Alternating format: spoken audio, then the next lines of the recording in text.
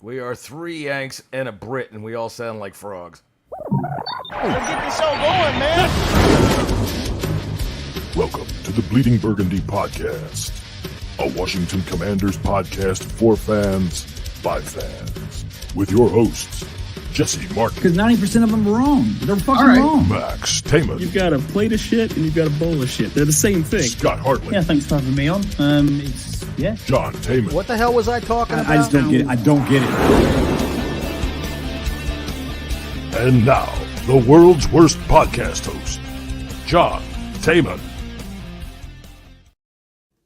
Hey, I am John Taman, and I have decided that I am not the world's worst podcast host. Do I have a bad echo? No, you're good. You're good.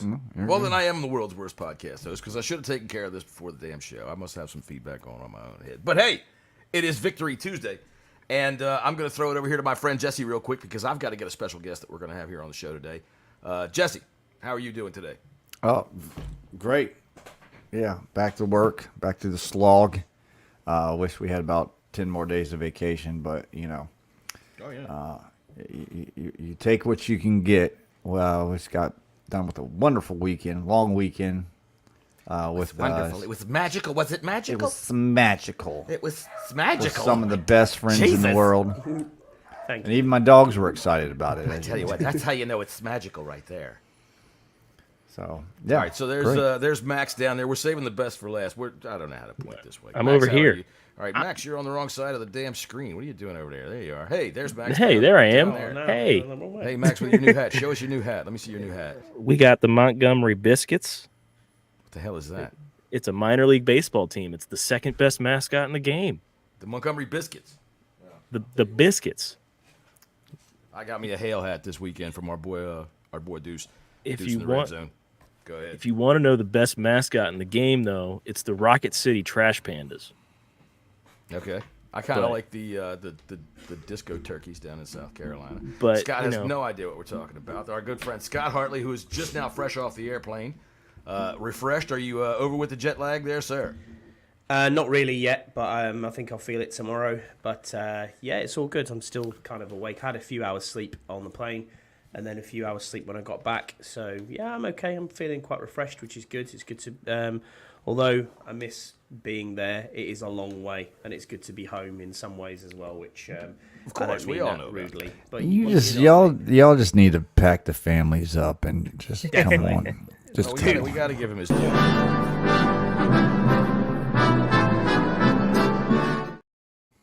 So now, of course, Scott, the question on everybody's mind after last week is, have you gotten home and used your home facilities, and are you able to take a normal, well, you know. absolutely, I am. Yeah, I'm not having a poo. It was. That was all weekend. He for wasn't. Scott. The He eagle went from landed. 10. He went The from 10 eagle shits to landed. no shits.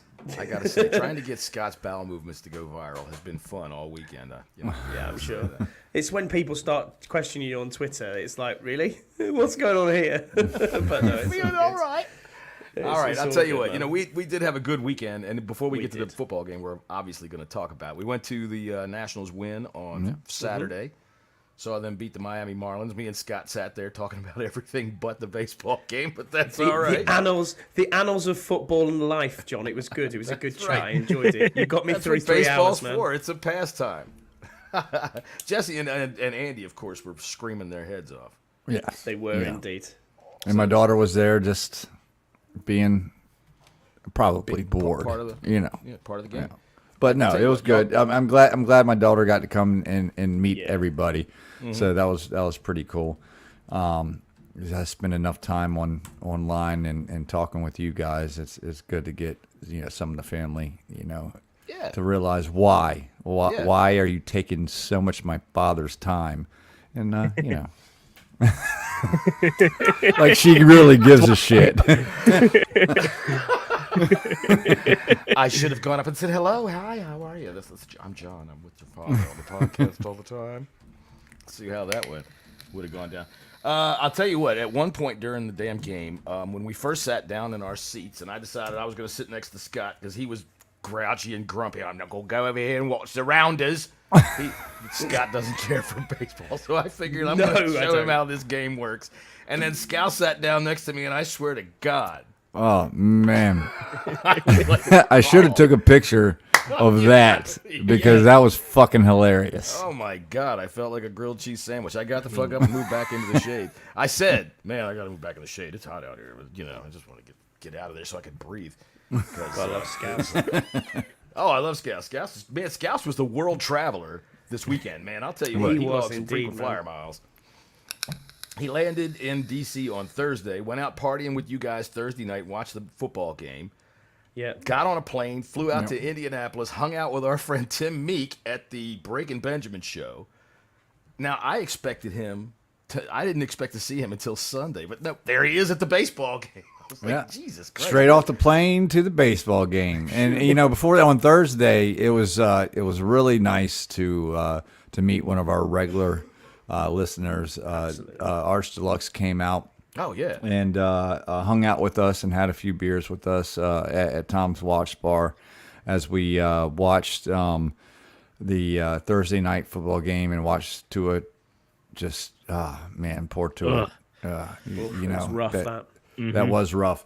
But besides the point, it was really cool. And, you meet people on social media and you have no fucking clue what they look like. And again, Scott comes up to me. He said, "Hey, Deluxe is here." I'm like, "Cool, where?" I'm thinking it's probably like, he's like probably like 25, 26-year-old, guy. Hell no, he's about 85, right? And no, he's not that old. He's going to be killing you that's in the Deluxe? chat in a minute. Well, holy shit, that is okay. What's up, man? So yeah, it was cool to meet him, and then at the game, Yam was able to come out to the game, so that was really, really awesome. Yeah, that was really cool. To meet some of our listeners that we haven't with us met since before. the start, really. I mean, Yam. I'm calling Yam the first fan. That dude. And you know what, John? They're on every pod as well, so it's not Yeah. just us. And that's Deluxe's movement of the 54th, I fully support that. And it's great to meet him and his lovely wife as well, his better half. So it was great. It was great to see them at the game as well. So and then we met some more Brits as well, which we shout did out that to point where James the and new Alex prime as well. minister showed up at my house with that red briefcase and asked to use the bathroom. I was rather surprised. I bet, And yeah. you know what? We were very close to some of the contingent from Britain. I mean, their motorcade drove right fucking past us. Who thought Andy Burroughs rated that fucking high? And he's going through town. Whoop, whoop, whoop, whoop, whoop. Yeah, that was. It's just when that first motorbike turned up, I was like, I bet this is Keir Starmer. And you were like, who? I was like, our Prime Minister.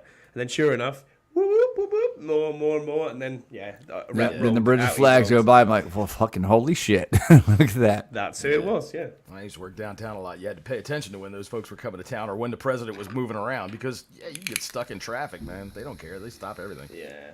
So that's one man. thing. That's one thing I'm not going to miss about DC is the traffic. Oh my word! You don't mind the junkies that are Get just used to it. around all over the place? Well, that's true. And- yeah, asking and me if to I've be got fair- a black and mild. To be fair, we did a lot of roundabout, missing a lot of the traffic too. It really wasn't that bad taking some alternate routes. We missed out. We hit a little bit of traffic coming out of the stadium until I decided to go a different, make a U-turn, and then it was pretty much smooth sailing coming out of the. Except for when I had to stop and take a piss, obviously. I didn't have any traffic problems at all coming out. I mean, it's not like I just flew out, but it was a line that moved, and that was that. I didn't have any problems at all this weekend. I thought this weekend went really smoothly, except from so yesterday. I sounded like this. Yeah, my voice was a little rough yesterday too. I had nothing. And when it started to come back, I sounded like, the 13-year-old kid. I think I saw your tits. So I sounded pretty rough. It was weird because that fourth quarter, Max was just trying to G me up, and I was just sitting there quietly thinking, I don't want to lose this. I'm just going to be quiet. You were grouchy all day. Yeah, although I did tell the guy in front of me with the stick, the Giants guy fan, was a cripple with a cane. So and Scott goes down and says, "Hey, mate, I didn't fly 5,000 miles to look at your head." I'm like, "Damn, dude, he's freaking got a cane." Speaking of that, he was doing my head in. Speaking of that, real quick, can we start some some head knocks real quick? Oh, well, you want to do a head slap real quick? Because I got 2. Oh, well, you wait till the head slap portion. Just write them down. Can we do it early? Because we're not talking about the game yet. God, you young that's people, shit you can't talk. wait to Let's go. do it. Let's see here. Who's a preemptive head slap? I've got one for those 4 kids that were in front of him. Oh my god. Oh, yes. All 4 of those fucking kids. I don't think all 4 of them sat down at the same time that whole game. Dude, I guarantee I think they were actually just flipping between seats because it was like different people. One had a But they cruise would only go jersey down on. there, and it was like playing tag. They'd only go down there and touch those seats and then come right back. Wow. Fucking kids. You know, I mean... But shout out to Freddie for getting the seats sorted, but next year it's club level. Like I can't do this again. Oh, stop. Too many people up. Yeah, especially the Micah Parsons jersey. Oh, that was so funny. When just a shout out to the I'll give him a little bit of a due here. There was some Giants fans around us, but when we saw that scoreboard and Dallas were getting killed, Oh yeah. Oh, it everybody was in the brilliant stadium. because Oh, yeah. everybody The whole just jumped on the stadium Dallas guy. fucking. How about them How boys? loud as the stadium was all day. Was when the Cowboys scores came up. Oh, that was pretty cool. I tell you what, I am not a person who believes in any kind of domestic violence whatsoever, but there was a woman up behind us that kept screaming that, "Yes, go Giants!" And if she was my wife, I think there might have been some problems sometimes when the cops would have had to come to my house. Holy shit. Shut your I tell you what, I'll say if I was the guy in the Parsons jersey, Yeah. Freddie would have a couple less teeth. Just putting it out there. I'm surprised he didn't hear Freddie. Freddie. Oh, yeah, man. And yeah, Freddie's a pistol. All right, well, speaking of my wife bought me a left-handed mug. So if I try to drink it my way, nobody knows what the hell it is. So thank you, my dear. I love her. I don't actually. I can't blame it on her. The Commanders, they sell a left-handed mug. What the fuck is that?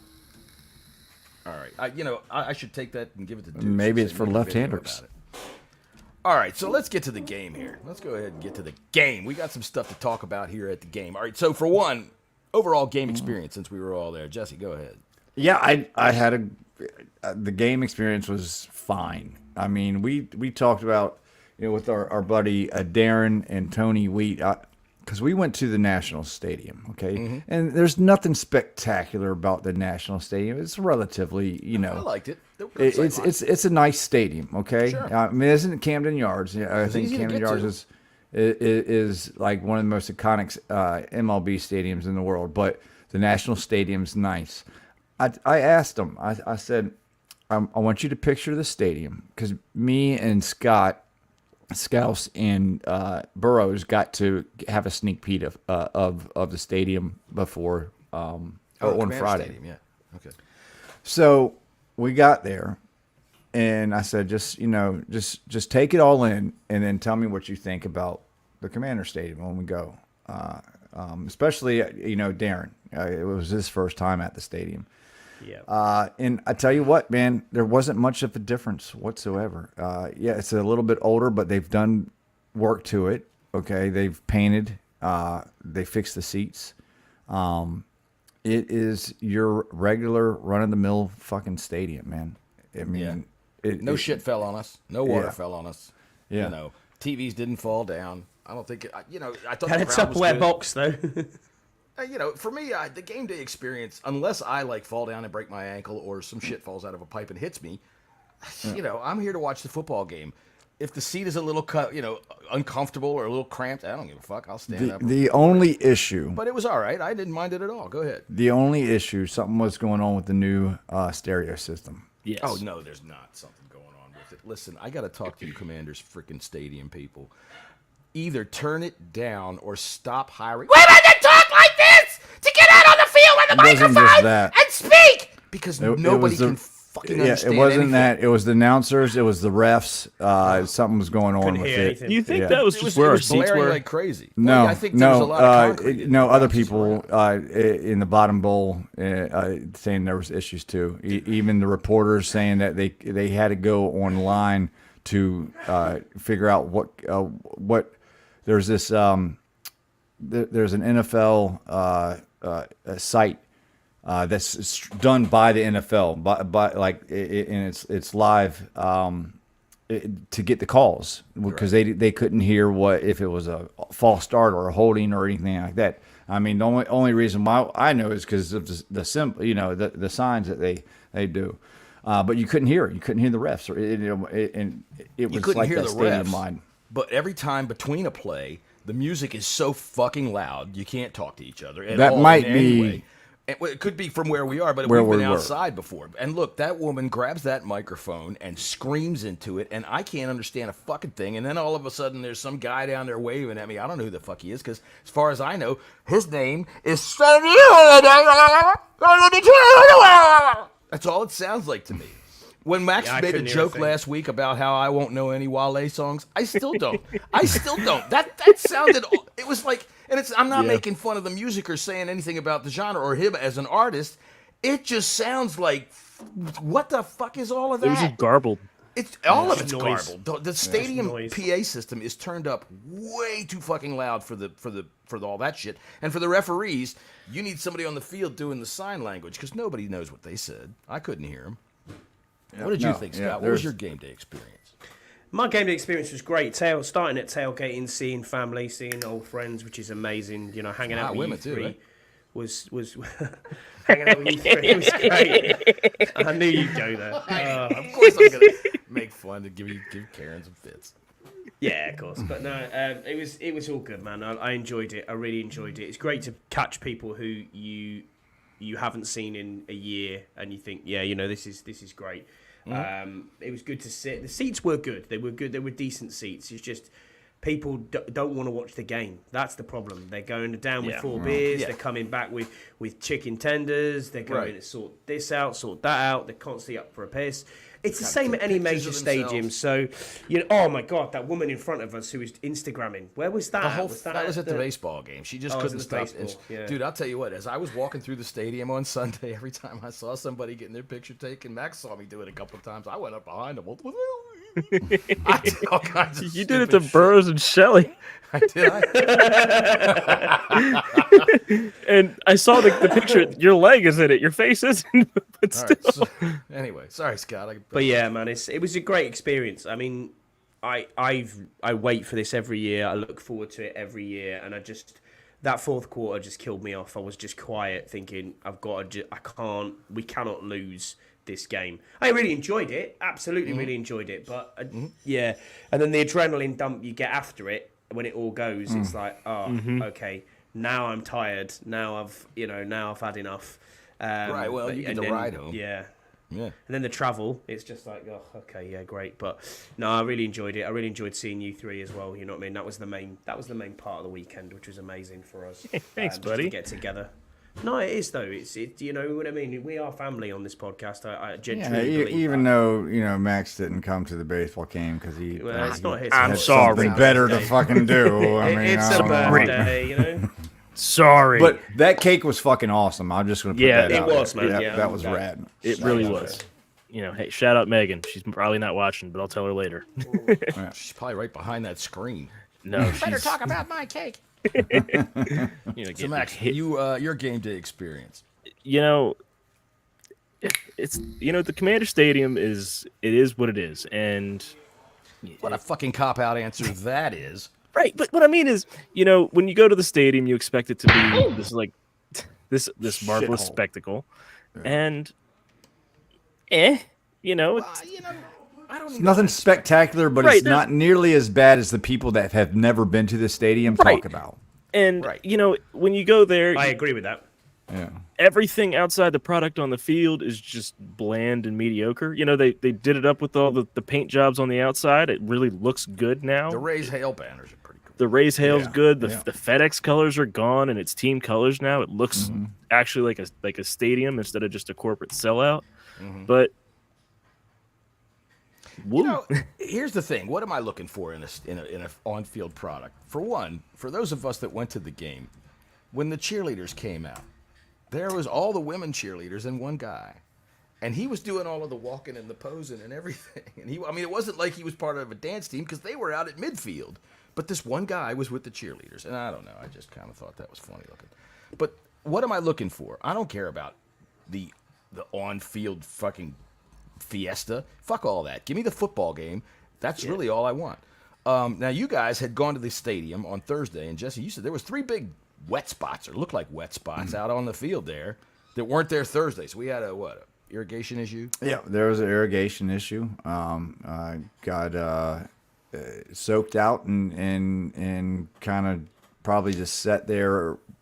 It had been over for probably 2 days with people not really realizing it, I guess. Or maybe they did and there's just nothing they can do. Probably a crack in the irrigation somewhere. I mean, it's a big deal. It's nothing.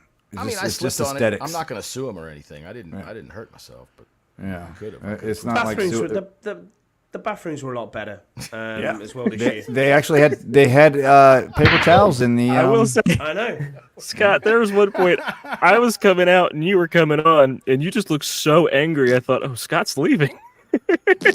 Like I thought something happened, and you were just leaving. No, that's just my sport face. I get dead into it, like dead serious, and just sit and watch it. Went down and This yelled is at a man with a cane. this stadium. I mean, people can. Yeah, I did. I Yeah, don't fucking care, Grandpa. I'm a fucking hooligan. No, well, no, it wasn't like that. I told him if he didn't sit down, and I didn't want to see the back of his head. If he didn't sit down, I'd shove his cane up his ass. For my very words, but hey, he sat down. So that works. Hooligan. Yes, there you Take go. him to Millwall away. Come for a row if he wants. You know what he said to his wife? He looked at her and said, "Damn, he had a lot of teeth."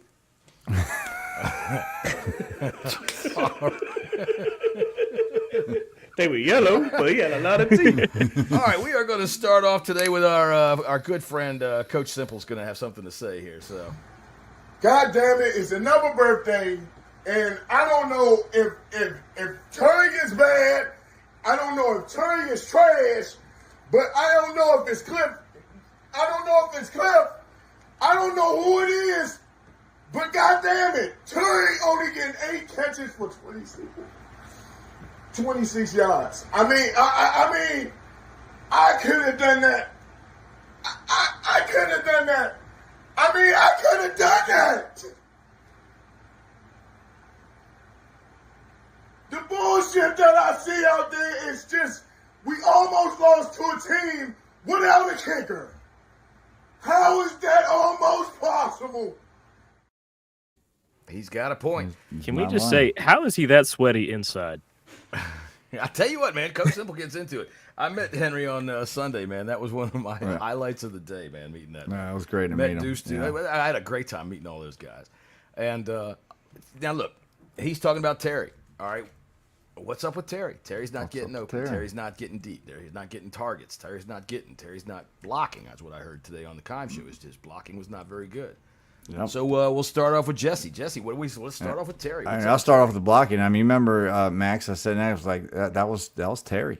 Terry didn't finish his block, and listen, guys. I mean, it is still early. I'm not going to jump off a cliff and say something needs to happen here, but going back to last year, Terry had a difficult time separating. You know. We all blamed it on Eric Bieniemy's scheme and everything like that, but it seems to be following him into this year, and something needs to change. We need a receiver to step up, and Jaden needs to, you know, they need to give Jaden a chance. I mean, the receiver that has stepped up has only been with the team for a couple of weeks, and you know, I don't know what's the issue is, but I know it needs to change. It needs to change fast because we need another weapon on the outside. I think that's what we're lacking. We can't always rely on the run game, even though that's a big part of this offense. Zach Ertz played a hell of a game as well, but we need Terry to step up and be the Terry McLaurin that we all know and love. What about you, Max? So this is kind of the story of Terry's career, is that, you know, outside of his rookie year, the season starts slow, and then middle of the season, he kind of kicks off. Week 3 to 4 is when he starts to have his first 100-yard breakout game, and then it's, Terry's back. But, I mean, Jesse, like you and I were talking during the game, he just his blocking wasn't right. He almost looked like he was jogging his routes, and really, he just didn't look like the McLaurin that you know. And well, whether Scott, or not you've had COVID like 30 times this year. Do you think maybe he was sick? I don't think so. It was his birthday, and obviously COVID or chlamydia? Was it with a bit of both.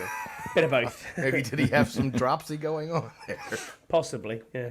He's been to that clinic with the old cotton bud, but anyway. No, it's one of them where I don't know about Terry, what the issue is at the moment. I don't know if it's Cliff's offense, if it's Jaden not getting the ball out quickly enough, or trusting the routes and trusting the receivers as to where they're going to be. I think Jaden does need to hang just ever so slightly in the pocket before he lets the ball go. That was evident. It almost seemed like dink and dunk a little bit. And it was a little bit more vanilla play calling, especially in the first half. Yeah. Overall impressions, though, I think he'll be fine. He'll come good. He always does. He'll get his 1,000 yards as always. But I mean, again, we've got to probably have a chat when we get towards the trade deadline. You know what I mean, on another pod to talk about a few things. Because if it's still going in the direction, and our buddy in the chat, Timothy, Terry's no spring chicken. Well, yeah, but he's never really had any serious injuries or anything like that. I can't. That doesn't. He's what, 28? That doesn't matter. People age 30. differently. I think he's 30. He's 30 still. Yeah. And Noah Brown is the one that's showing out right now. He's the one that's getting separation, and he's been here 2 weeks. Well, they were giving him opportunities on Sunday. I was really happy with the way he was very physical. I mean, the big play that he just got looks in the different quarter. out there. He looks like he looks different than what we've had here in a long Since time. Pierre Garçon, he's got a Pierre Garçon physical body type with dreadlocks, and that's how you. I mean, dude, when that play he's he made taller. in the fourth quarter. Was he 6'3"? Yeah, but he plays big. That play he made in the fourth quarter, they played off of him. And I'll tell you what, you look at the cornerback in that play, and he bites on it. It must have been just a little subtle fake because he turns to the outside and Brown breaks to the inside. It was a head. It was a head. He had a head. He had a head and a shoulder that he dipped out, and gave then him some head, and then outside he went. But I mean, that was a great play for him. But for me, the leaping catch that he had just showed the length that he has. Oh yeah. I mean, he's fully extended, almost front flipping to catch the ball. Right. He had. I still don't know if the damn Giants player touched him though. No, he did. He touched him right as soon as he went down. He got his hand down on him because I wanted to look at that too. Pants. Yeah, I could see that. So the wide receivers in general. Now, Scott, you said you were going to talk about the trade deadline on another podcast. I just want to give you guys your props. That'll be Scott on the Leather Stockings and Chrome podcast. I think it's on the Ball Gag Network that you can find probably just about anywhere on the dark web. So, see Scotty there. Dark web. Just need an onion router. Yeah, you good. Yeah. All right, so the wide receivers in general. All right, for one, Jesse and I were kind of chit-chatting about this earlier today in our little, private chats in the men's room. Secrets don't make friends. Well, no, but you can have some fun anyway. All right, so our wide receivers in general, we're seeing that the offensive line. You said right, they're looking good, right? Okay, now you can see you've got access. You can see those two graphics that I got down for you. So whenever you're ready to put those up and talk about them, that's fine if they have anything to do with this. But you know what? He's getting the ball out.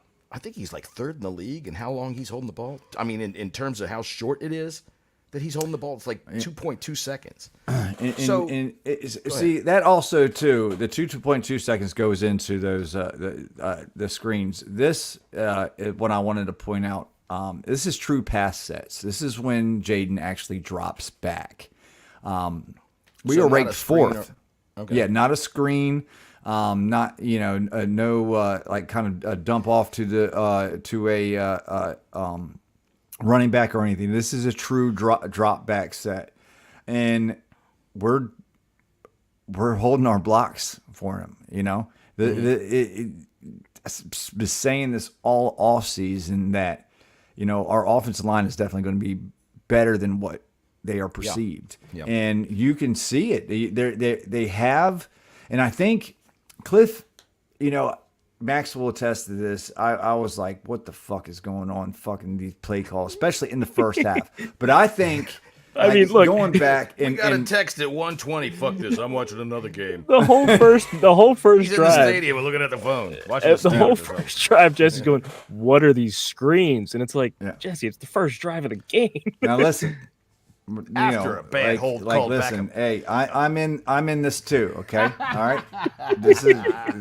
Look, I'm wearing that fucking helmet as well. But I think that was all to set up that fucking Austin Eckler play. Right? Yes. You know, and that was brilliant. That was was a great fucking play. brilliant play calling. And you know, Joe Gibbs used to do this all the fucking time. And he would use plays to set up other plays a couple games down the road. That's you know. yeah. Yeah, that's offense. While he's playing better than people actually think he's playing. 2.2 seconds to get the ball out. It helps them all. What else is what bothers me about the offensive line is them flip flopping with Brandon Coleman. I think He played Mason. okay. I think he played well. Mason Kinnon. Yeah. He's put out a couple of those videos. Every Brandon Coleman snap. Sometimes he's great. Sometimes he obviously He looked like the running back on that counter. He found the hole, didn't he? Yeah.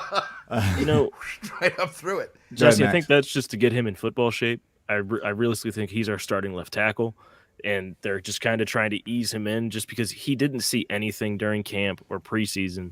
And, that was our big fear going into last week, is that every single time he gets the first hit, it's going to be against someone for real. Well, So- Scotty, correct me if I'm wrong, but didn't I say that exact thing right before the season started? That the next time Brandon Coleman plays any snaps at all, it's going to be live. So Right, go ahead. you just look at it, and it's easing it in. He's not getting sustained drives yet, but, Cornelius Lucas is holding up on his own. And then when Coleman comes in, he's doing equal, if not better. So, Okay. having 3 tackles is a good problem to have. Sure, I guess. Yeah, I agree with that, but I would look to move one of them to right tackle if it was me. Well, here's the thing.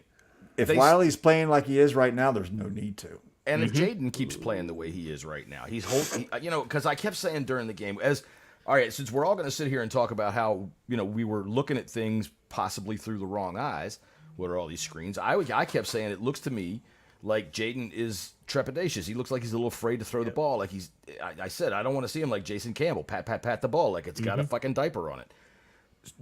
But he hasn't turned the ball over yet. He hasn't turned the ball He over had a yet. close one. I mean, yeah, But he did. Ertz saved his Ertz, ass. Ertz stole that ball back, man. Yeah. He did. Yeah, they could have easily called that a pick because I think they were down when he finally wrenched that thing out of there. They didn't. No, I do. That's right. They didn't. First down. They will So- try to throw a flag after the next play was.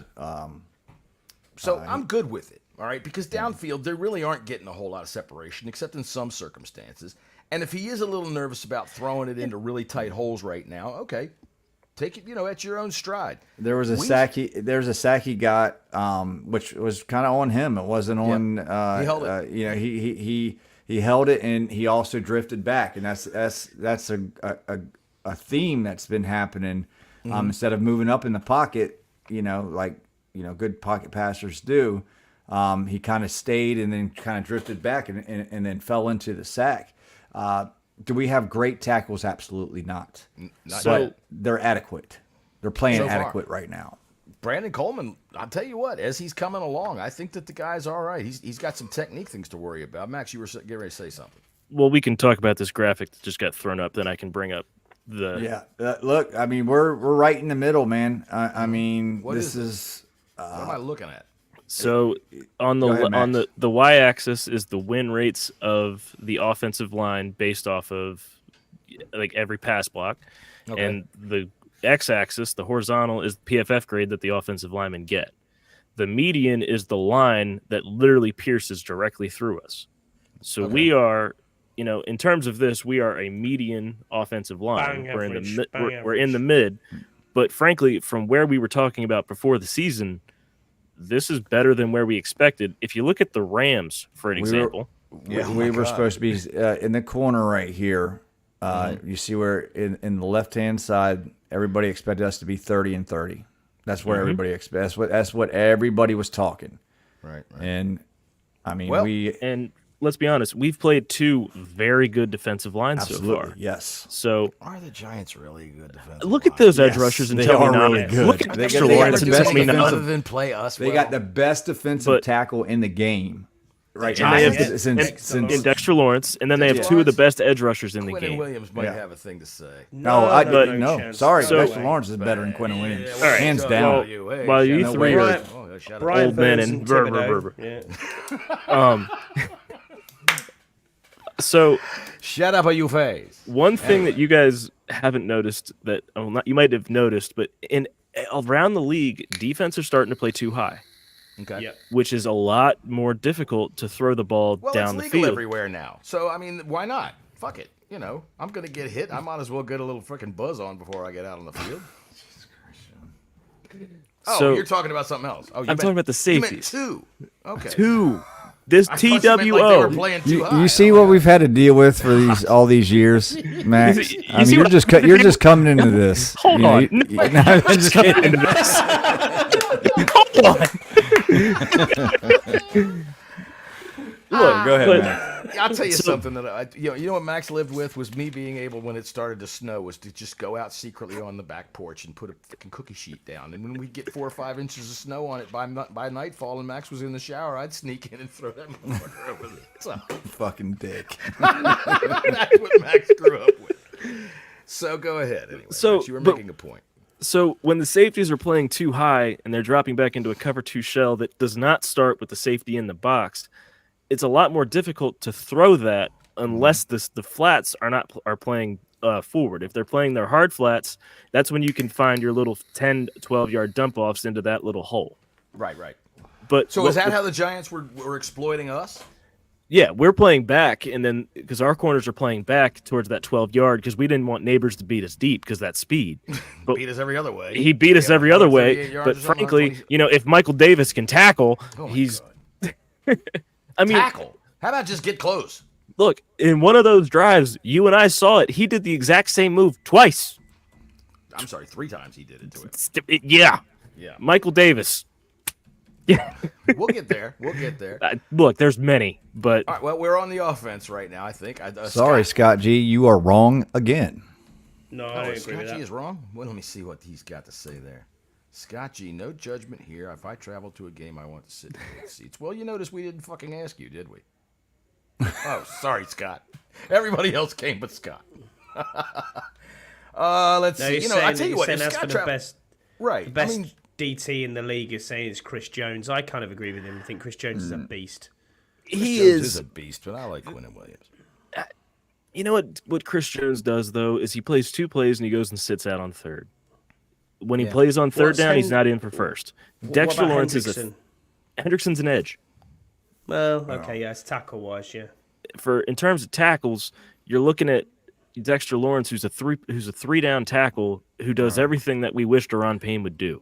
Exactly. I mean, they have him classified as a nose tackle, but I mean, he does it all. I mean, he does it all, and he does it all so fucking good. All right. Well, okay. I'll tell you what. We are past 30. We're almost at 40 minutes on the show, so we might as well move to some head smacks and butt pats because we're talking about all kinds of different things. We can still bounce things off of that. So before I go too far away from all of this, let me go ahead and put in this. And if you are new to us, hey, if you're over there watching us on Twitter right now, or on X, as all the Nazi boys like to call it, come on over to YouTube and watch us over here, man, and go ahead and give us thumbs up and a like and all that kind of stuff and say these are the greatest guys that I've ever seen, and, you know, that other one, I want to have a baby with him, and whatever. We're up for it. Let's see. Where am I looking? I'm looking for butt pats and head smacks. We'll try Sit down and shut the fuck up. Shut up! Shut up! Sit the fuck down and shut up! Shut up and sit down. Will you shut up? Just sit your ass down here and shut up. That was for the fucking woman that was like 5 rows behind me. Shut the fuck up!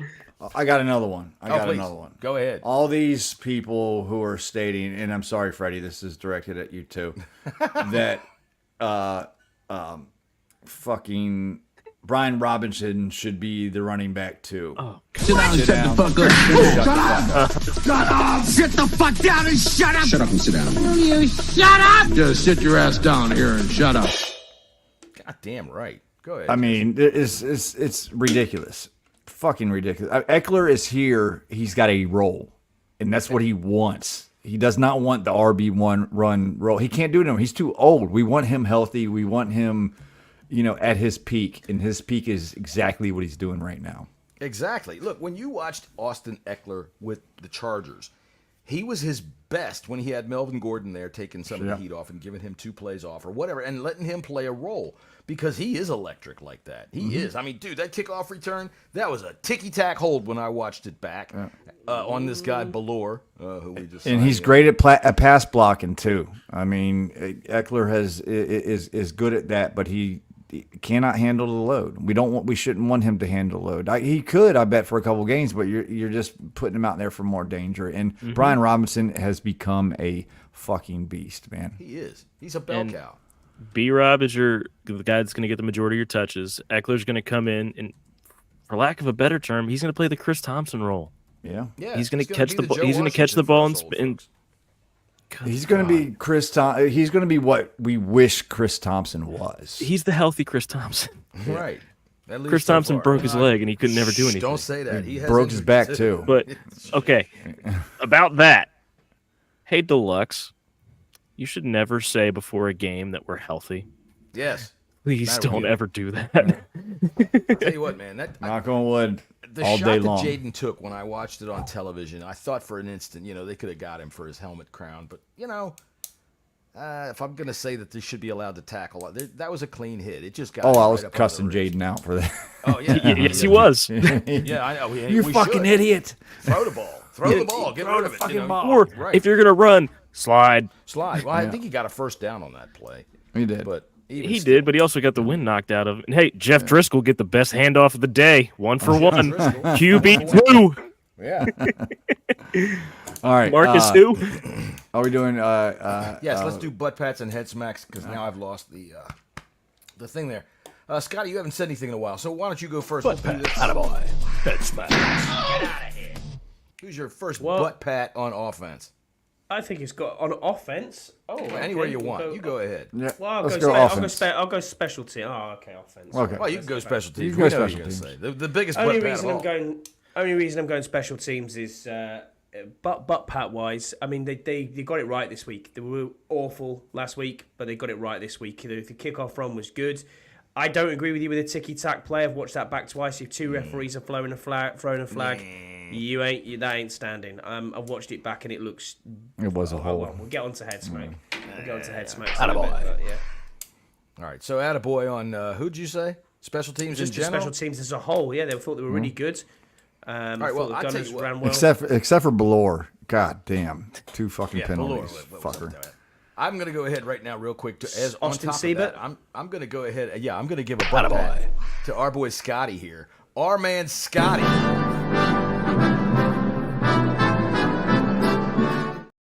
Who's been calling for Austin Siebert for weeks. Months. No, Months. not weeks, months. Months. 2 months. The man steps in and Yeah. sets a team record. So to you, Scotty, a big fat Attaboy. butt pat.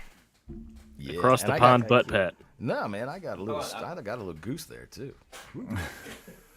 All right, so Max, your first butt pat on offense. It's Noah Brown.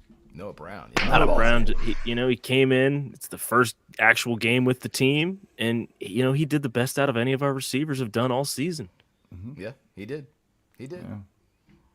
All right, Jesse, what about you? I'm not going to take the low-hanging fruit, but Zach Ertz, man. Attaboy. He has some crucial catches, and then the catch that he saved, basically saved an interception was Stole it. Was fucking. I mean, that's why we signed a guy like Ertz. He's a veteran. He's a savvy veteran. He knows how to find the space. He knows how to find the hole, and I think we should probably target him a little bit more.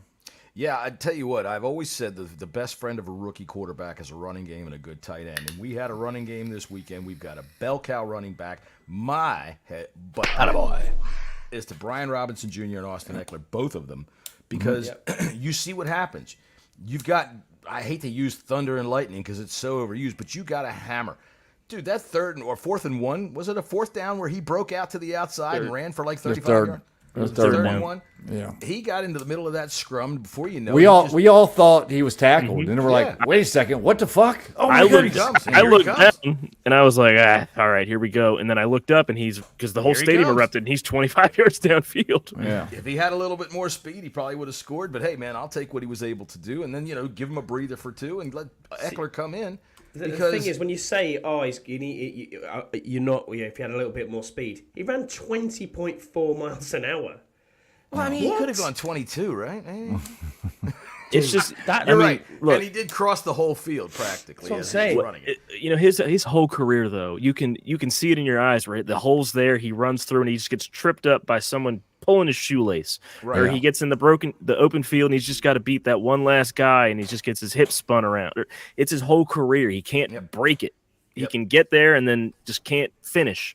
That's all right. I'm not going to worry about it. He finished last year on one of those little dump-off passes. But It's coming. It's coming. yeah, man, I'll tell you what. That's my butt pat for the day is the running game. That was fantastic. I like that a lot. All right, head smacks for offense. Or if anybody's got any more butt pats on offense, who else got? I'll tell you what. Everybody go around the room, and I'll go last just in case anybody wants to go first. I'll say the offensive line. Yeah, I'd specify Brandon Coleman. He had his ups and downs, but I think as a rookie who's never played, going in there for his first major action, he did all right. Yeah. No, I think the offensive line is playing a hell of a lot better than people think it is. We haven't turned the ball over. Go ahead, Max. I would say Cliff Kingsbury. The game Cliff Kingsbury. the game that he called, was it ugly at first? Yeah. Was it ugly in the red zone? Yes. But frankly, 7 drives, 7 scores. That's the biggest story of the day. We didn't punt. The only drive in which we didn't score was the one play kneel down at the half. Mm-hmm. Scott, you haven't said much. Go ahead. Yeah, I'm going to go with elaborate. JD. I'm going to go with JD 5. I'm going to say Jaden Daniels gets a butt pat even. As you said, 7 drives, 7 scores. He just doesn't turn the ball over, which is what you want to see from a rookie quarterback. And then at the same Punted time, one time this whole Once. year. Oh, this one's for the season. Okay. Yeah, for the season. Scott G, I'm getting on that. Don't you worry. That's going to be the head smacks. Don't worry. Scott G is. What's he talking about? Scott G, trying to tell you what the helper boys. Don't steal my head smacks there, Scotty. Yeah, okay, sorry, Jeff. I mean, that's all of our head smacks. Let's be honest here. It's yeah, 100%. Yeah, for the offense, yeah. Well, yeah, Jaden, I'll tell you what, 2-minute drill. He ran it, won the game. Yeah. What else do you want? But what's really disappointing is if you hold the ball for 10 minutes on a drive, you need to punch that ball in the end zone. Jesus. Yeah. 10 minutes. You talking about We that had last time. No, the first drive. I was going to say, that was the first drive, yeah. 10 minutes. But time of possession-wise over the game, we had a quarter more of football than they Yeah, we had another drive that was even longer than that. Yeah. Well, I think it was 11 or 12-minute drive at some point in the game. all right, well, we'll stay on the positives. Let's go with butt pats on defense. We'll start with you, Jesse. Go ahead. Benjamin St. Juice probably had the game of his career. And I don't know how many times we're going to say that again, but I just wanted to get that out there. He played well. All right. How about you, Scott? You got a butt pat on defense? Yeah, I'm going to give one to Noah Benogany, who came off the bench for Mike Davis. And actually, he got a ticky-tack penalty. And when I watched that back, it was never a penalty on Neighbours. I agree. That was right in front of us. It was. It was never a penalty on Neighbours. And I thought he played a better game. He was certainly better than what we've seen out of any other cornerbacks apart from St. Just yesterday. I will say about St. Juice when you talk about that, the one play that he knocked the ball away, he was toast. If that was a better throw, he was burnt. He was like 2 yards behind. But, hey, you got a bad quarterback. Daniel Jones flips it up there high in the air like that, gave him a chance to recover, and he got back and knocked the ball away. So good job on him. Max, who's your butt pat on defense? I'm going to give one to Frankie Louvu. Oh, Frankie led the team in tackles, and you know what he also did was that wasn't offsides. That 3rd and 1 that he got in and blew up Daniel Jones, he wasn't offsides. He was running towards the line of scrimmage, but he was equal with our defensive tackles at the snap of the ball. So He was the in rest before fucked up, anyone got it. He was in before anyone got out of their stance. But as the ball was snapped, he was on our side of the field. Are you saying the refs made a mistake? No, I'm saying that he was in offsides. He wasn't offsides. Did they call him for offsides? They did. Well, see, then I guess you're saying that the refs made a mistake, and I agree with you. I don't like the refs, and they got in the way of the game because I do think that was a ticky-tack call in the opening kickoff. All right, so my butt pat on defense. I don't know. You guys took them all. I guess I'll go with Bobby Wagner. Although I tell you what, the middle of that defense is concerning. So I tell you what, was it Cleveland Farrell that got the sack? He did get a sack. Attaboy. I'll take him. He got our second sack of the season. Jeremy Chin got the first takeaway of the season. That's right. Yeah, but I was been on St. Juice punching the ball out. St. Juice did the peanut punch, but Jeremy Chin, head on a swivel, got on the ball. That's what you need. That's what you need. Jesse, you got a butt pat for defense? It was St. Juice. He went not much more. And I'm sure that St. Juice doesn't mind if we keep patting his butt. All right, so let's see. We'll start with head smacks on defense. Scott, you go first. What do you got? Bello from two penalties on the opening drive. It's not good enough. You're supposed to be a special teams ace, and you got two holding penalties. Yeah, For someone you can say that wasn't even near the play. For someone who didn't watch the game, what was the unsportsmanlike conduct? I think he told the referee that if he could possibly do it, he'd impregnate his daughter with a dog. But that's just what I heard. The flag was thrown during the play. I don't know how you get an unsportsmanlike conduct during the play. I have no idea. It was a 15-yard penalty, and it's just like, for what? I don't know. Yeah, I don't know what he did. Maybe he said a word So that you're not supposed to say. he gets the first one on defense. I mean, get out of here. Yeah, I got to agree, man. Go ahead, Scott. Sorry. Next one, it's got to be the defensive line in the middle, the tackles. Let's take them all, Scott. So much money. I think he misunderstood. Right down the list. Here we go. Scott, you got a list today? Scott's list. Yes. All right. Well, we'll get Scott's list. Let me expand. Expand on this conundrum we're having with the two highest paid players on our team. Yeah. I don't understand. I put out a tweet yesterday, saying that sometimes saying they were terrible. I saw that on the news. They were fucking terrible, and a lot of people are trying to defend Duran. Oh, they're just plugging up holes, blah blah blah. Not really. They are pivotal in the run game. They are the first line of defense. They are getting bullied left and motherfucking right, being thrown around in the run game like fucking rag dolls. Yeah, maybe they get a pressure here and there, but they're not doing anything with it. So I think there is definitely a conversation that needs to be had coming up by the trade deadline to get rid of at least one of them. All right, Scott, we'll be talking about that. And I'm going for, I'd say John Allen is the prime target. And I'm sick and tired of him being the one that does the opening game speech. Let someone else do it because your fucking words aren't working. Well, I mean, if he's just yelling, y'all go out there and play hard, I guess that's about accurate. Y'all go out there and play hard. Have a W up and to eat it? Like, hang on a second. We're going to eat these wins. Jameis Winston. Legendary. But from my head smack, I'm going to take the low hanging fruit and Michael Davis. What are you doing, man? Yeah. I mean, look, I get Malik Neighbors is Malik Neighbors, but you got to bring the guy down when he catches the ball in front of you. It's not. It is hard. I understand that, but just tackle the guy. Listen. I thought the defense communicated a lot better this time. That was in the secondary communicated better. And I mean, all the Giants' offense was Neighbors and Singletary. No, they Singletary. I mean, they rushed for what, like 6 yards a carry? Yeah. So, go ahead, Max. I will say, just to defend our defensive tackles, a lot of the runs that Singletary had where he broke, he went out of the normal hole that was there because the middle was mucked, and then he would bust out to the C or the B gap. So the A gaps were on the dive plays were mucked. He just would break it out, and we didn't have any linebackers that stayed home. That's the only thing that I really saw from Singletary is that when he ran the play according to what it was, he couldn't do it. But when he could bust off and get outside, our linebackers weren't there. Okay. I agree. Jesse looks like he's about to strangle me. No. Anyone I'm else still on saying D they, that you they can still think suck. of? They still Say suck. again, they're, Scotty? They're not getting Anyone penetration else? in the run game either.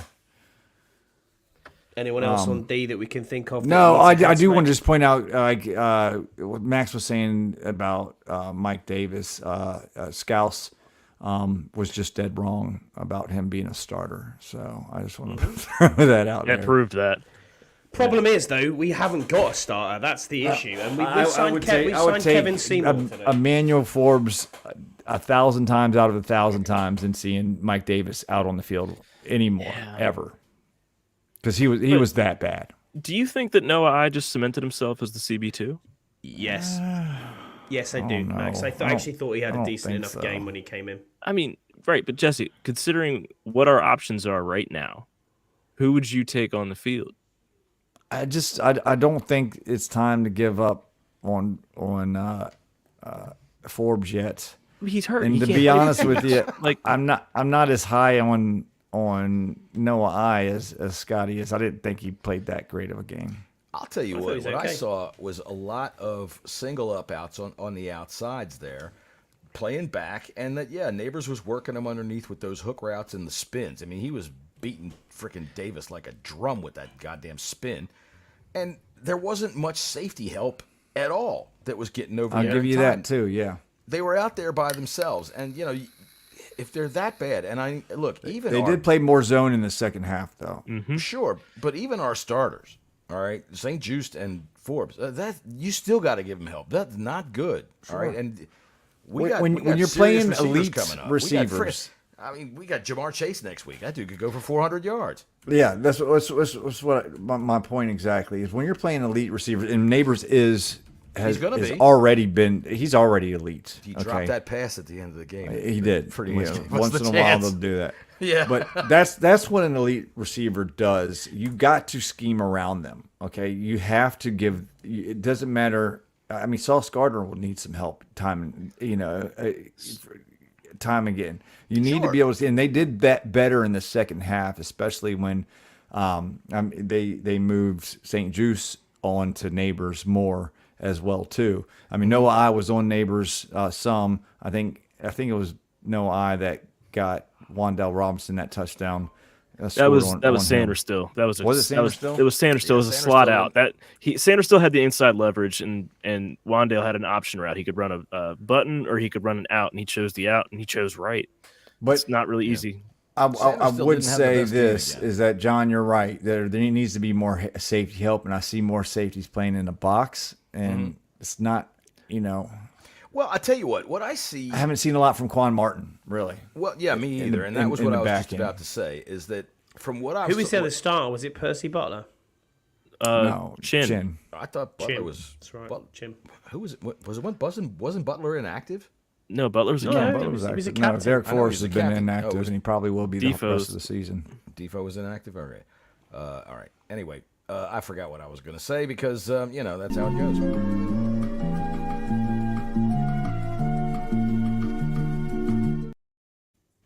Just because I have it up real quick.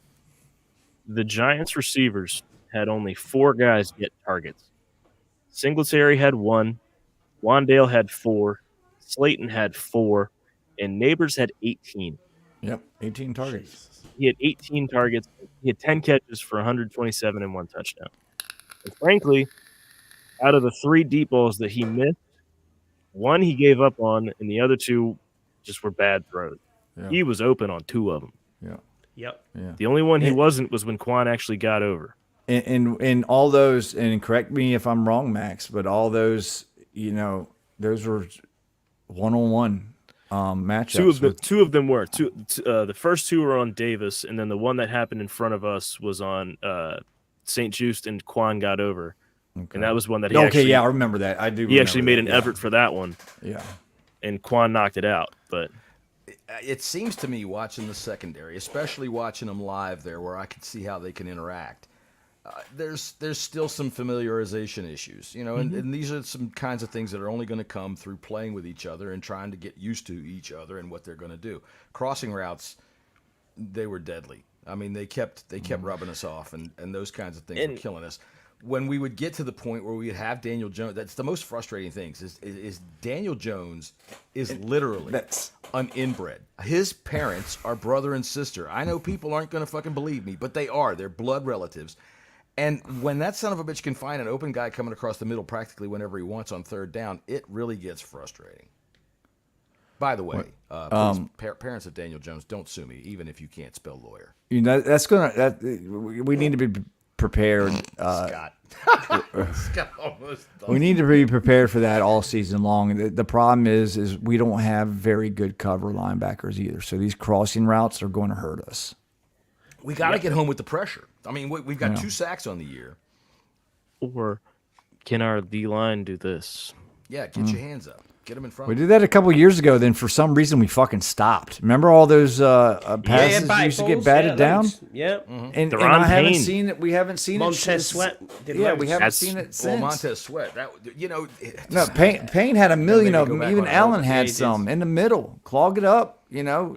Well, I told you then. We got Chase Young, who's best on the outside, being able to come from a blind side, and we got a guy in Montez Sweat who's got arms that are 8 feet long. Dude, get him on the right side where most quarterbacks are going to be looking and get him up in their face. And it worked. He was smacking him around. But I'm not going to go back all over there. I don't know because I was gone for a while. I had nature call me.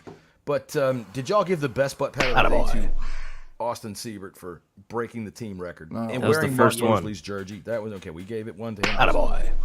He deserves. Got to it. think as well. The whole that whole special team unit needs credit because you got good snaps, you got good holds, and it made the kick go through, and that's what you want. He in warm up. He was hitting it from 60. Right. I was like, this kid looks great. We still need to do head smacks for offense. We need to do head smacks. We do. Yeah. So head smacks for offense, we might as well do that. We were watching him try to warm up at halftime, and the Giants wouldn't get out of his way, man. And I was like, get the fuck out of his way. Felt like going down there and smacking some. Tressway smacked hit one of the dancers with a fucking with the ball with a kick. Did. That was great. He did. The punt came right down on her. That was too bad. Oh well. All right. So who we got? We got some head smacks for offense. Go ahead, Jesse. You're first. Yeah, we'll talk about the line in a bit. I'm sure someone is, but I want to give a head smack, and I hope Burrows is listening to this. But sorry, Terry McLaurin gets a head smack. You need to do more. It seems like I've seen a couple plays where it just seems to give up on the play, give up on the block, or not even doesn't look like he's trying that hard. I don't know. Something's going on. Don't like it. All right then. So Scott, go ahead. You're next on the head. You're next with the butt pat or head smacks. Sorry. So Terry gets a head. He does. I'm going to go specific on the defensive line. On the offensive line, I'm going to go Allegretti with 2 penalties for false starts back to back. You just cannot do that on a drive where you're getting close. It just seemed like just that little tick too far. Just see the play out, and see where we go from there. That's now 5 penalties on the year for Allegretti. You can add Cosme. To that list, He got 2. because the red Robinson zone jumped offensive once. line. It's 5 penalties. Took us back 5 different times within the 10 fucking yard line. Yeah. If we would have got 2 touchdowns, if we would have traded 2 field goals for 2 touchdowns, it would have been a fucking blowout. 32 points. Yep. Right. You're right. It's a blowout. And this is where I'm getting Max, you're going to go last this time, but I'm going to go ahead and give a head smack the all of them, because when you get down there, you cannot do that. And I mean that I feel like Norv Turner. You just can't let them break your tackle. That's no good. You can't. You can't push us backwards like that. Jesse's 100% right. If we trade just 2 of those for a touchdown, it's 32 points, right? If we trade if we only get 1 of those touchdowns, it's still a convincing win. So yeah, that's got to get cleaned up, and those are the kinds of mental errors that can get cleaned up. So what do you think of that, Max? You're up next. I mean, you guys took all the easy ones, so I'm just gonna say the water boy didn't mix the Gatorade enough, so he gets a head smack. I don't know. Really? Is that what it was? Yeah, you didn't see Terry spitting the Gatorade on the ground and throwing the cup at the guy in the third quarter? He likes the pink stuff. Look, I tell you what, the middle of the line. I'll go ahead. We talked about the middle of the line and their lack of pressure in this, but See you, Scotty. From our perspective, Deron Payne and Jonathan Allen are so far apart that they need to send emails to each other to do any communication on the line.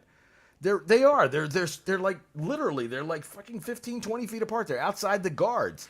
And no wonder they run right up the middle all the goddamn time. The first person the center is allowed to touch is the safety because there's nobody in the middle. I don't understand why we line them up so far outside. Can anybody answer me that question? How about you, Scott? No, I can't answer you that question. I have no idea. But yeah, we didn't give a head smack to Joe Witt. Maybe he needs a head smack. Get out of here. I agree. Well, I don't want him to get out of here. We'll give him. All right, give a head smack to Nick Ballore. I mean, yeah, absolutely. He's got to do better. He was brought in here because he was some Pro Bowl motherfucking special teamer. Yeah, right. And cost us big. Pro Bowl special teamer to me is like the champion of the hot dog eating contest. Who fucking cares, you gluttonous bastard? All right, I see how you feel about Jeremy Reeves. Okay. It's a whole pro. That's different. That's all pro. So yes. Get out of here. All right, I tell you all what. pro. Okay, we're going to go ahead and say this because the last thing I want to do is go ahead and give a head smack to, Daniel Jones because I fucking hate the Giants and I goddamn hate Daniel Jones. Get the fuck out of here, you scrawny bastard. So we are going to go ahead and play this for everybody who wants to see it. He's one of the most influential and beloved singers of our time, Harry Sphincter. Hey, Daniel Jones, you and the Giants can fuck off. Yes, all your favorite Harry Sphincter hits in one volume. Songs like Fuck You, Daniel Jones. Fuck you, Daniel Jones.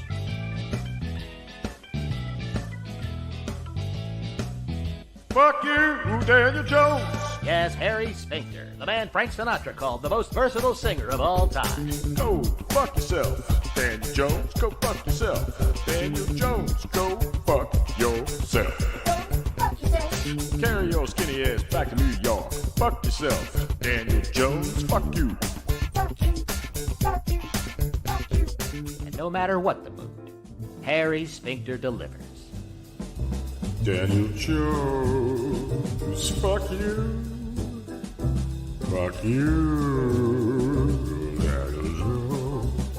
Harry Sphincter has been giving us amazing hits for decades. Who can forget these timeless classics? Lawrence Taylor can suck my dick. Fuck you, Eli Manning. Phil Simms, go fuck yourself, you white-haired hillbilly. Get your Harry Sphincter Greatest Hits package today. Send $29.95 to Harry Sphincter, Fuck You Daniel Jones Way, New York, New York.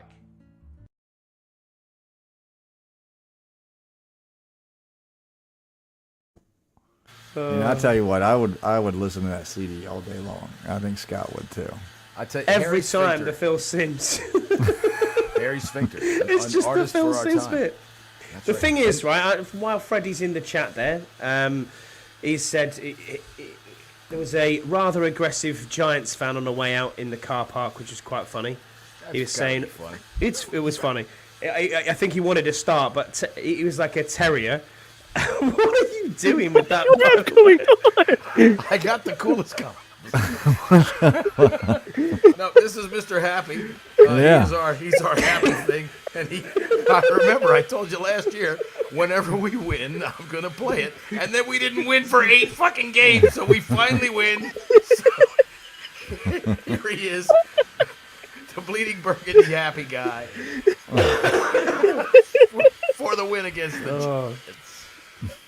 Yeah, there was an aggressive guy in the car park telling us that Jaden Daniels was a dink and dunk, and all he does is he's a game manager. He doesn't do anything. He doesn't do anything. And I thought Freddie was like a little Yorkshire Terrier going at it. I had to like pull him back a bit. Go on, Freddie. It's all right, son. All right. Go on, son. Freddie's in the chat right now. Hey, Freddie, what's going on, brother?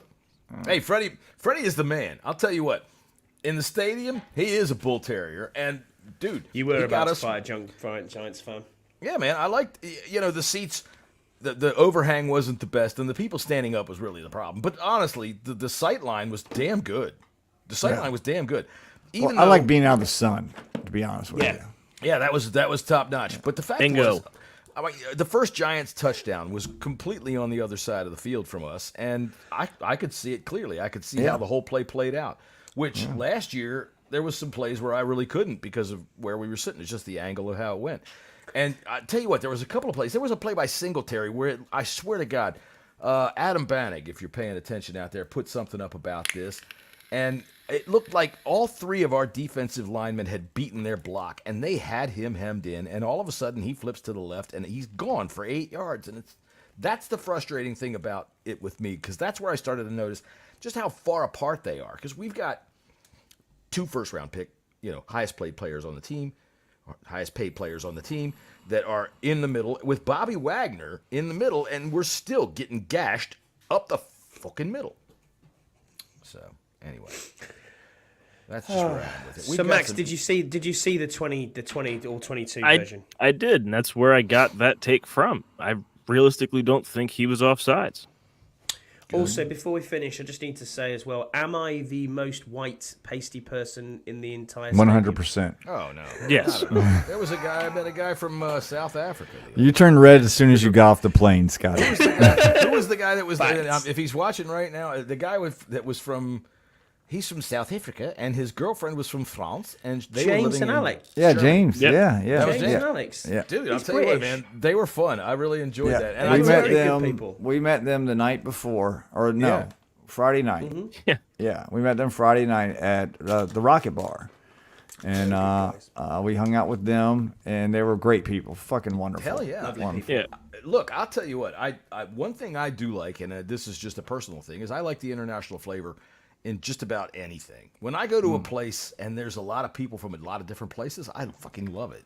Yeah. I mean, listen, I'm getting sick and tired of the Americans. To be honest with you, You're so bored with Americans. I'm over them. Well, I will say. Go ahead, Max. After the game, you and I had to walk. I cut my hair. But after the game, you and I had to walk around the whole stadium because you wanted to get out before I told you to go. But alas, we walked around the stadium with James and Alex, and the entire time we're walking around, he's asking us like, "So if we lost, would it have been like this?" And both you and I, not at all. No, Fights. It would have been. There would have been a bunch of Giants fans fucking screaming, hooting, hollering. And Right. also, Yeah, while Freddie's in the chat, Freddie, I think you gripped my shoulder because you were standing on top of your seat after the game, yelling at whoever you were yelling at. I was surprised you didn't bruise it. Freddie was having himself some fun.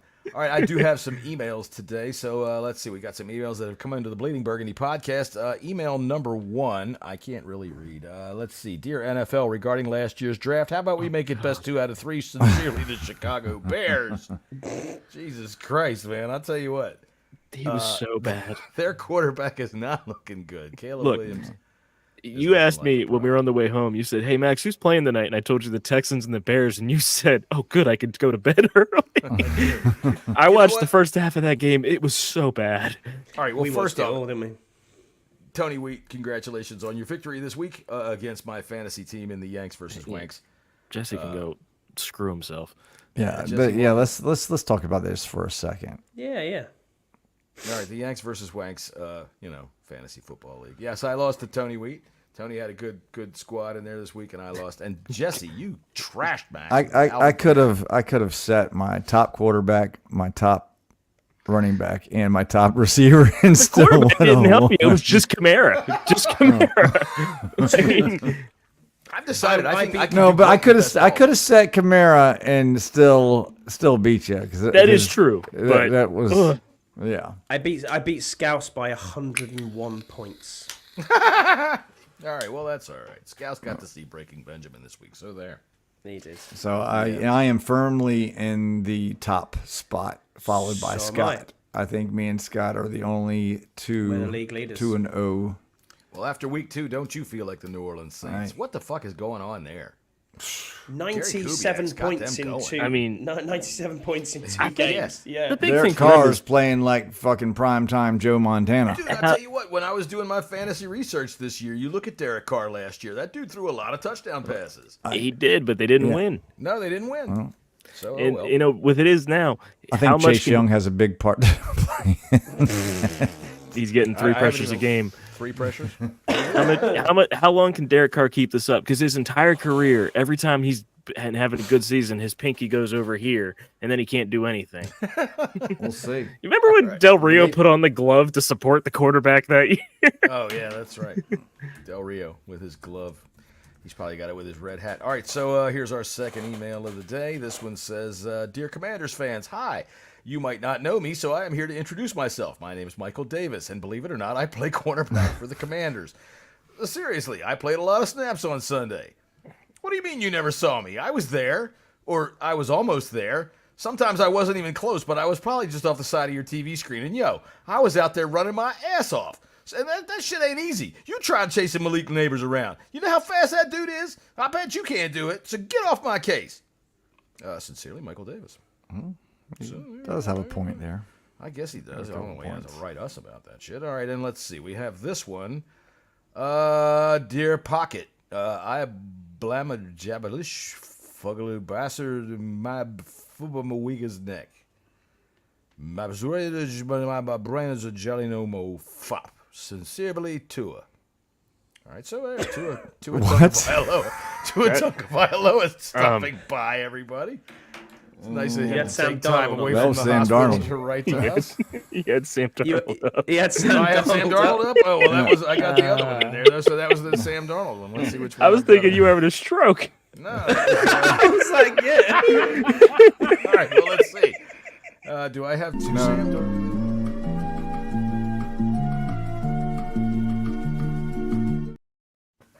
Okay, well, I did have one from him. So anyway, let's see. There's your emails for the day, I guess. What was the Sam Darnold one again? The Sam Darnold one says, Dear Radio. Dear Radio, you laugh, call me Blockhead, ha ha. I 2-0 now, ha ha. S. Darnold, Minnesota. So there you go. There's Sam Darnold. And I'll tell you what, just because I feel like showing it to you, we did get an email from Tua Tagovailoa this week, and there it is right there. All right. So, make your screen big, and you can read it too. It says, Dear Pocket, I'm a flash fuggle in the buzzard, I'm having the weak ass neck. Fuck. Severely, Tua. So there you go. All right, well, that's been the Bleeding Burgundy podcast for today. Do we have anything left that we need to talk about? We did everything that we should normally do, right? No, I just want to say thank you to all you lot, and thanks to Jesse for hanging out with me all weekend. Thank you for doing the driving thing, for dropping us off at the airport. You don't have to do that, but we really appreciate you doing that. There's been a few funny moments, obviously, there, especially my bowels and other bits and bobs that have gone on. You two legends in the left-hand side of the screen, as we look at it, I appreciate you more than you'll know. And until next time that I see you, won't be that long, hopefully. You did say you had a list.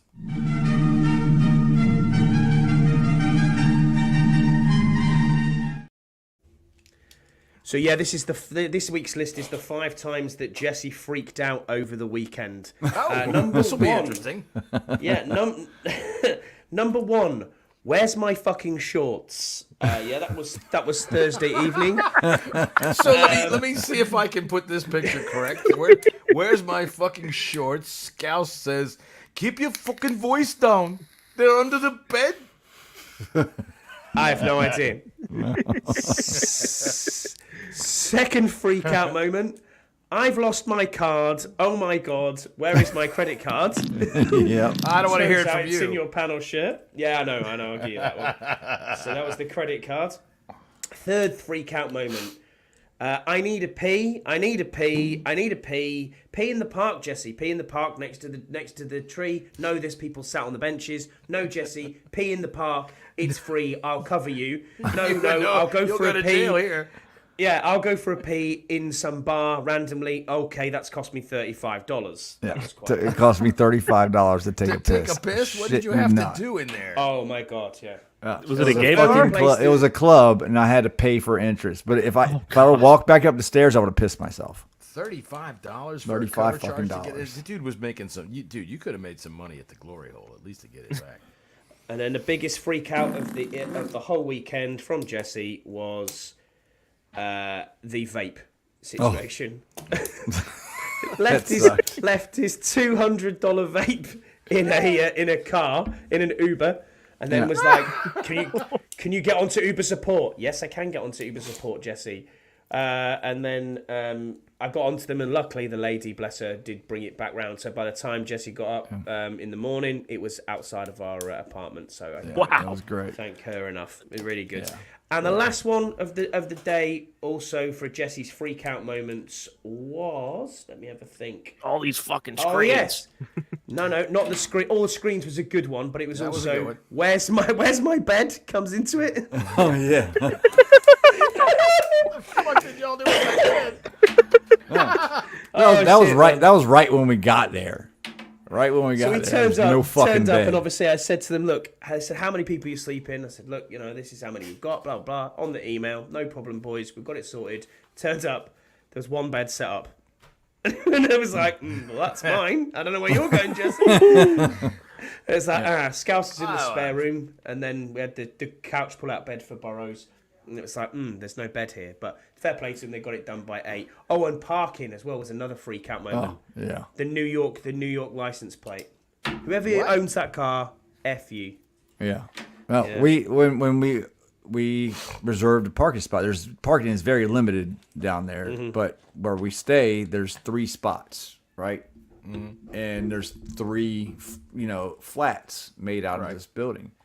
We get one of them, and some motherfucker parked in our spot. Oh, dick. Yeah.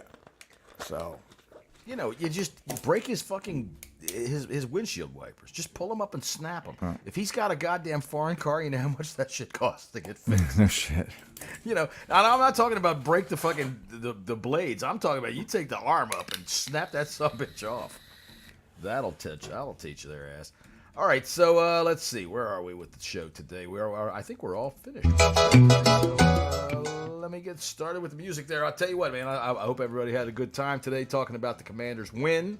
Any of you people that want to complain about us not scoring a touchdown, hey, be patient. I know it seems kind of bad, but we scored on 7 possessions out of 8.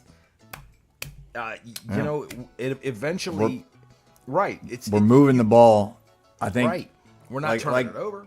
Like I've been saying, I think week by week you're going to see progression from this offense. They better. Burrows is worried about not enough playmakers.